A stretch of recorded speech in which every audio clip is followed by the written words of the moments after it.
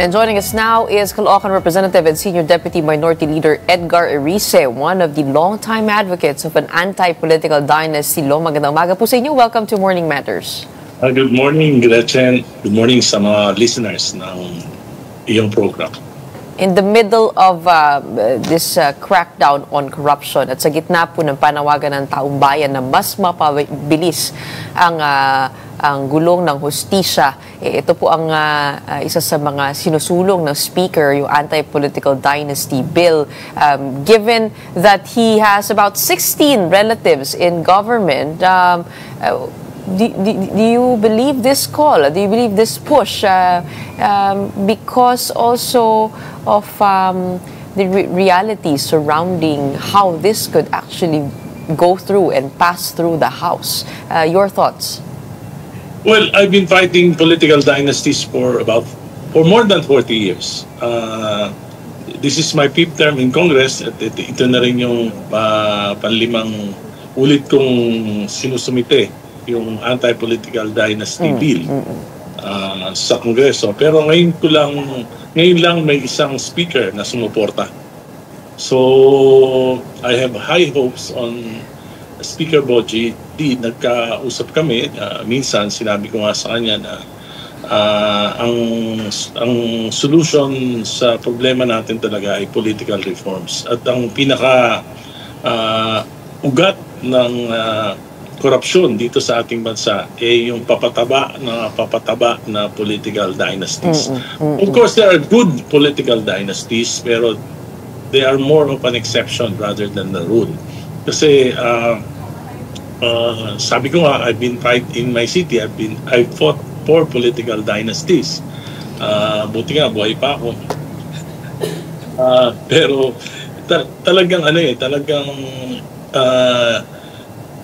pag nag-establish na, yung iba nag-umpisa sila, they will fight political dynasties, pero pag naupo na sila, they will establish their own political dynasties. Kasi power corrupts and absolute power corrupts absolutely.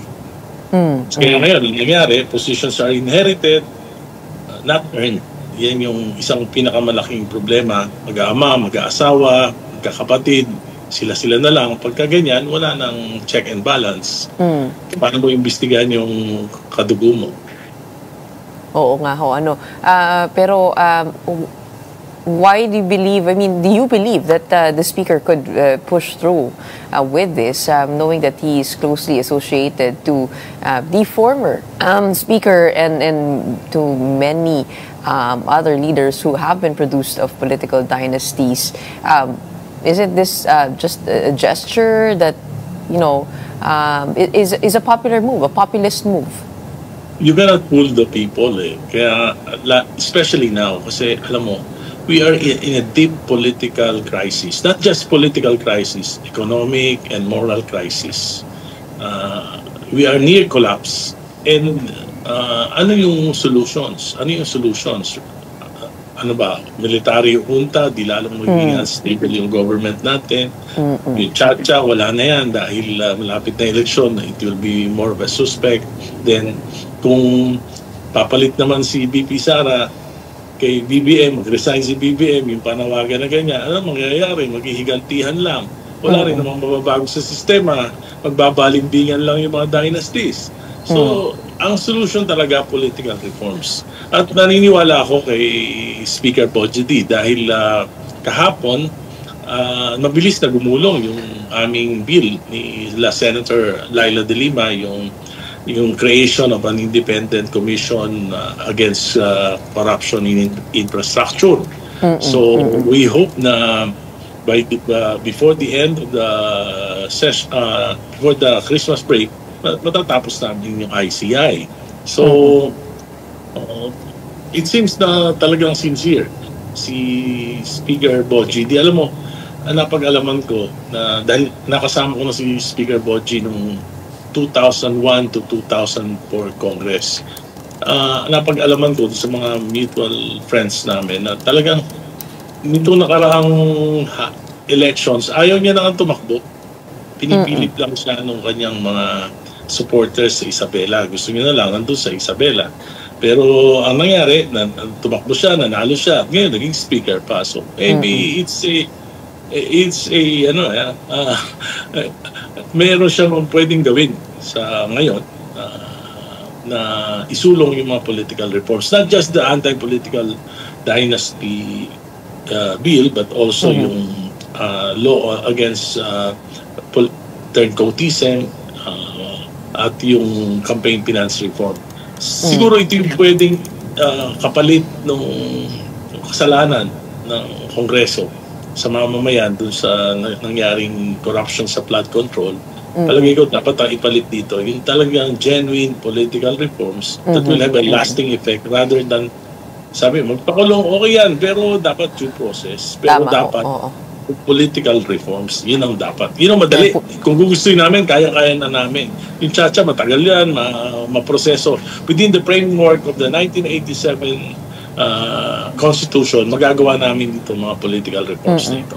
Siguro po ang pinaka magiging komplikado po dito no in terms of pursuing an anti-political dynasty bill and defining political dynasties yung finding out what makes a good political dynasty and what makes a bad political dynasty. How would you define ano po ba dapat ang definition ko lang dito? Sa aking bill I've been debating with lawmakers for such a long time regarding this political dynasty. Sinasabi ko sa kanila, yung immediate family.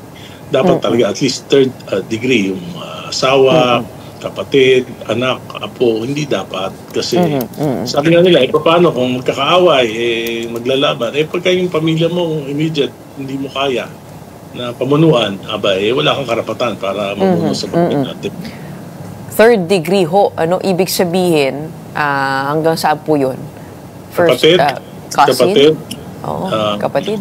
First degree? Grandfather, father, asawa, kapatid, anak, apo. Ganun lang ho. Pero yung mga pinsan, I submit na yung mga pinsan, hindi talaga kontrolado yan So, so within the line, the family line lang ho? Yes. Oo, pero ang dami pong gano'n, no? Parang minamana-mana ho, lalong-lalo na. Sa local government po natin, yun po ang nature. I mean, if you take a look at Philippine history, hindi lang po siya because the system allows it to thrive, but culturally, parang yan po ang makeup ng mga clans, mga big families in power before pa, long before the Philippine Constitution was formed, nandyan na po sa kultura po natin yung ganyan. Paano po kaya? I mean, outright, pagbabawalan ho, yung anak hanggang sa apo, na magkakasabay? Pagka may umalis, paano po yun? I mean, how would you describe the ideal magkakasabay? Para setup? Sa akin, magkakasabay. Hindi pwede magkakasabay. Pero yung may papalit, okay lang naman yun. Kasi kung at least kung isa lang naman, hindi okay pa rin yun. Kung ipapamana, pwede ho. Problema kasi kung monopolize yung political power sa isang probinsya, wala nang wala nang check and balance. So, yun ang pinaka-importante. At nawawala ng chance yung mga magagaling natin, lalo na yung mga kabataan, kasi they will be discouraged because of the machinery of political dynasties na ang ginagamit yung salapi ng bayan. Paano ho kung ibang ahensya? For example, what are the parameters of that anti-political dynasty bill? I mean, kung ito po ay nasa executive branch, yung iba ay nasa legislatura, or is that across government? The political dynasty, the anti-political dynasty bill pertains to elective positions. Elective positions. Although, of course, there will be debates on this. Dapat maaring ang argument ng iba, pwede naman yung iba, isa sa executive, isa sa legislative, basta isa lang, parang gano'n. So, at least maiwasan natin yung papataba na political dynasties. At palagay ko, ito yung pinaka main reason ng corruption. Kung dominated ng iisang pamilya yung gobyerno. Okay. What was the feedback from your colleagues in Congress? I mean, how did they respond to the speaker's speech? Was there agreement, indifference, or hostility? Well, wala namang hostility kasi nakita ko ngayon sa Kongreso yung nangyari na itong flood control mess na ito talagang tinamaan din lahat ng congressman. For example, ako bibigyan kita ng example, Gretchen. Nagpunta ako sa isang wake ng former classmate ko ng high school. Hindi naman dito sa distrito ko. Pinakilala ako. Sabi sa akin, ito yung kakaklase kong congressman. Hindi corrupt to, So, may gano'n may nakadikit na ho na stigma. So, dapat talaga linisin namin yung hanay namin. Linisin namin yung. And one way of cleaning the mess is providing for political reforms. Ito yung bayad namin sa mga mamamayan. Okay. So do you think, we have enough political wind? I mean, the winds are in favor of pushing the anti-political dynasty bill at this time. Yes, it will be hard. It will still be hard, Gretchen. Pero naniniwala ako dapat manguna rito si Presidente Bongbong Marcos. Alam mo, napakalaki na utang na loob ng pamilya niya sa mamamayang Pilipino. After the 20 years rule of his father, binigyan pa rin siya ng chance ngayon. At sinabi niya, mahiya naman kayo sa nangyayaring korupsyon.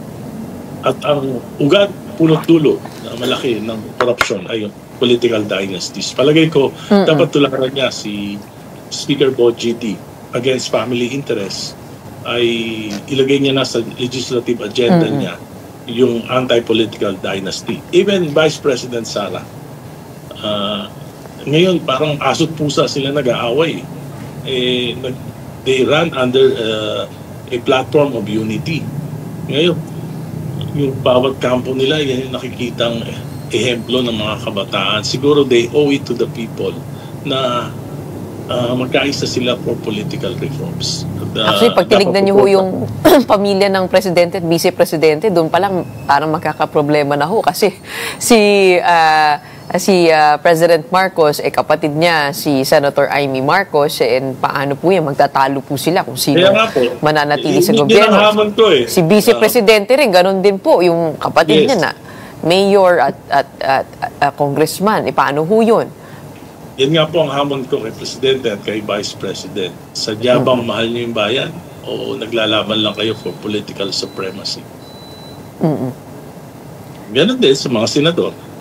Di ba? Nakita naman natin na magkakapatid, mag-aama, mag-iina, nandyan na lahat. Para bang wala nang magaling na Pilipino. Parang sila na lang. Tapos makikita naman natin na they're using their positions para sa kanilang mga vested business interests. Sana nga ho, ito po ay maisulong na at maging tamang panahon given the call of the times. Finally, it is the responsibility of the people na talagang i-demand ito sa gobyerno. Makapasama na rin dito, dapat huwag mo na kayong bumoto. Huwag na kayong magpagago sa mga political dynasties. Ito na kayo ng tama. Na talagang kalampagin ang mga kawani ng gobyerno. Moving on. There's a trillion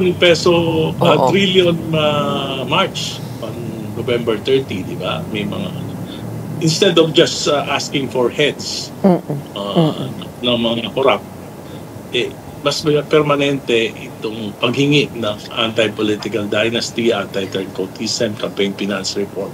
Tapos yung independent commission na mag-iimbestiga. Kasi para sa akin, itong ICI in its present state,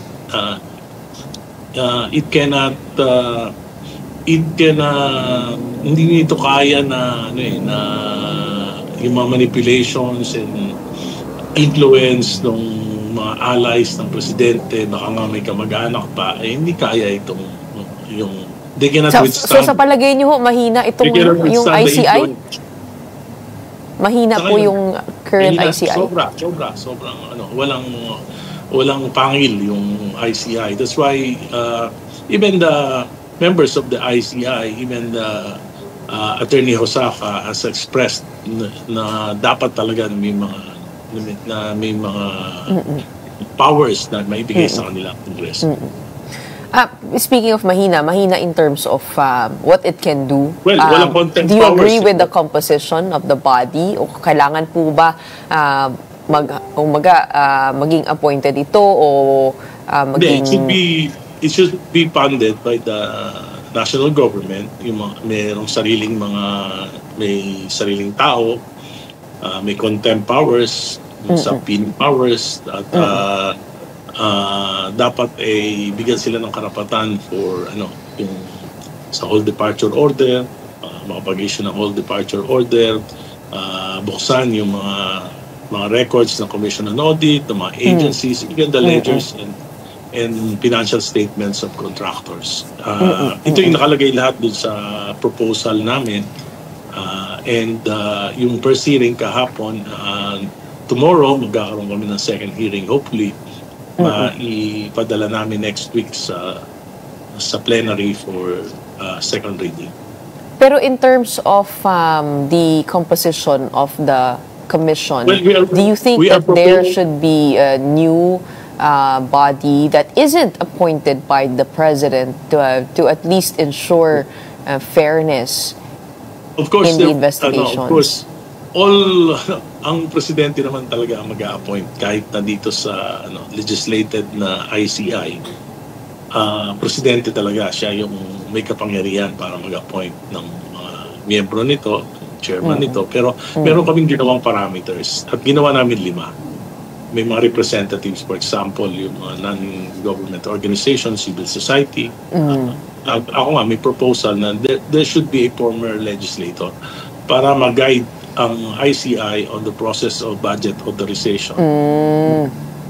Na talaga namang dito nangyari yung dito yung infrastructure corruption dahil unprecedented for in the 19th Congress na there were 1.45 trillion of insertions, diversions, and amendments.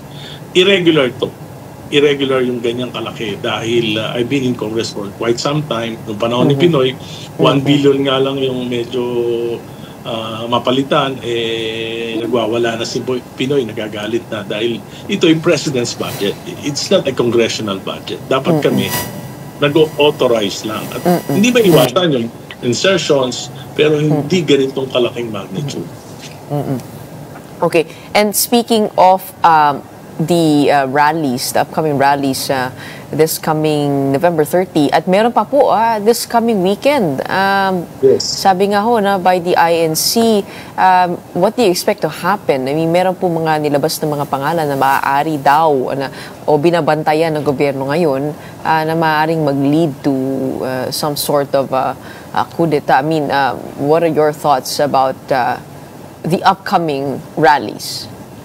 Well, yung expression lang ng disgust because of this corruption and seeming mismanagement, palagay ko, okay lang yun. Talagang karapatan natin ito. Pero mag-isip tayo kung meron mga extra-constitutional na moves or efforts kasi walang mangyayari sa bayan natin, magiging banana republic lang tayo. We have to give to the president yung kanyang term up to 2028. Then mag-election na lang tayo. Pero before the elections, dapat siguro ang commitment dapat ng presidente yung political reforms para hindi na maulit itong mangyayari na ito. Pero sa inyong pagkakarinig, credible ho kaya yung mga rumors of destabilization plot and calls for withdrawal of support amongst the military? Meron po ba kayong narinig tungkol doon? Marami ng chismis pero ayaw ko na idagdag. Yung sabi ko nga idagdag sa mga chismis. Dapat, for example, si Yusek Castro, kaysa makadagdag siya sa mga kaguluhan, mga kalituhan, kung ano na lang yung tamang information dapat yun lang. Wala na yung mga chismis, mga insinuations.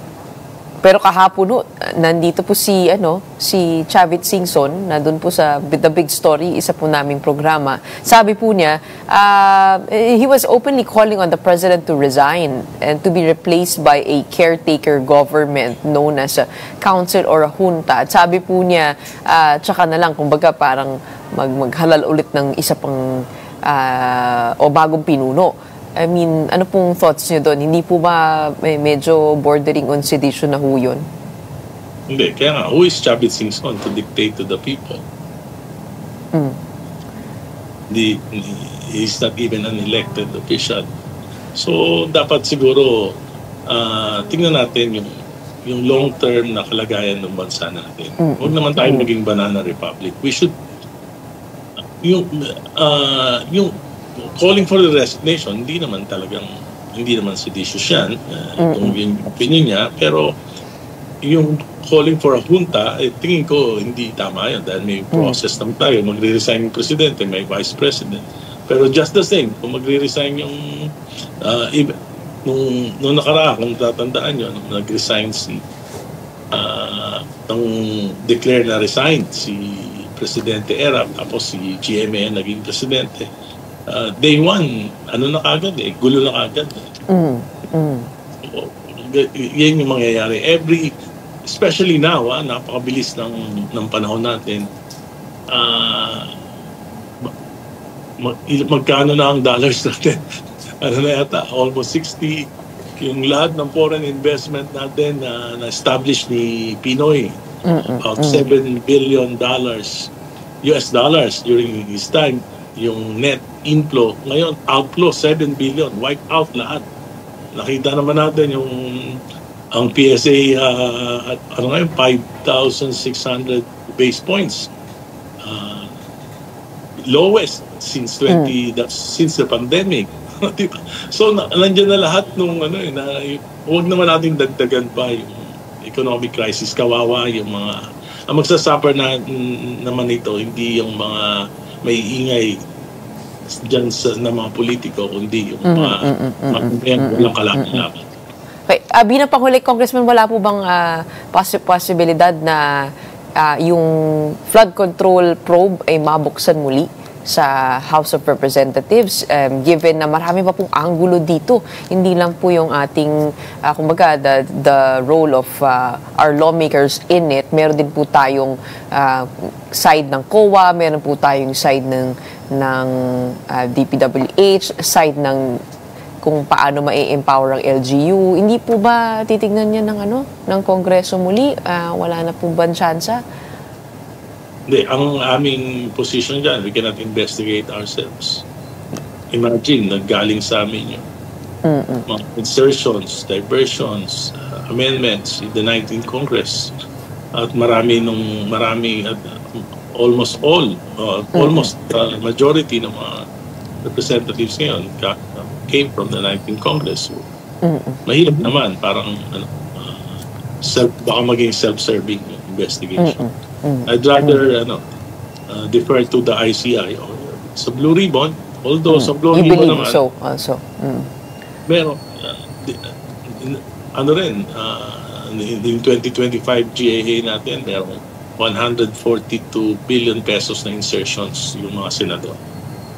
Bakit po kaya ng Senado at hindi po kaya ng congressman?